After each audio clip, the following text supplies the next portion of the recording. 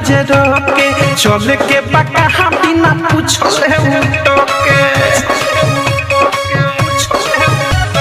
चौक चौराहा पगारी रोज रोके चल के पका हम बिना पूछले उठोके हाथ धर के खींचे लागे हमके बैठावे आगे कही कही खिस्सा में ये सखी जो बनानी रखे ड्राइवरवा भीतर वाला शीशा में सखी जो बनानी रखे ड्राइवरवा फ्रंट वाला शीशा में ये सखी जो बनानी रखे ड्राइवरवा ये सखी जो बनानी रखे ड्राइवरवा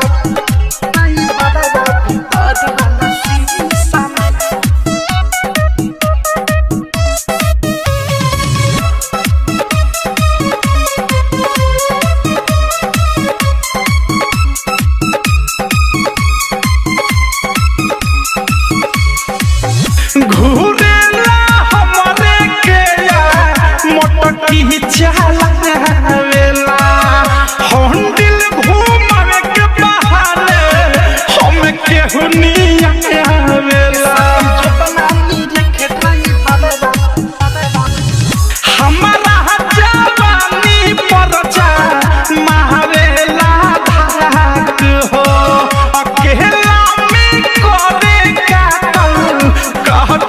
मजाक हो सुखले स्टाइल मारे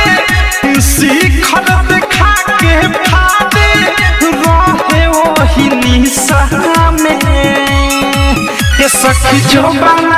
सखी जो बनानी रखे ड्राइवरवा भीतर वाला शीशा में सखी जो बनानी रखे ड्राइवरवा फ्रंट वाला शीशा में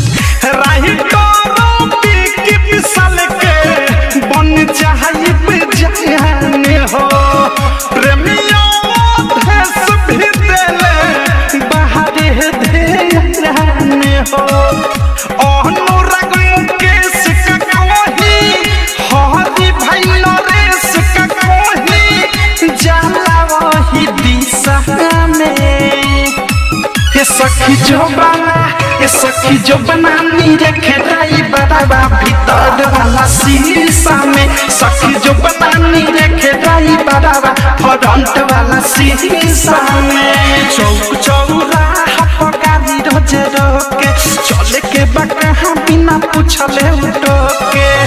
हाथ धर के खींचे लागे हमके बैठावे आगे कही कही खिस्सा में ये सखी जो बनानी रखे ड्राइवरवा भीतर वाला शीशा में सखी जो बनानी रखे ड्राइवरवा फ्रंट वाला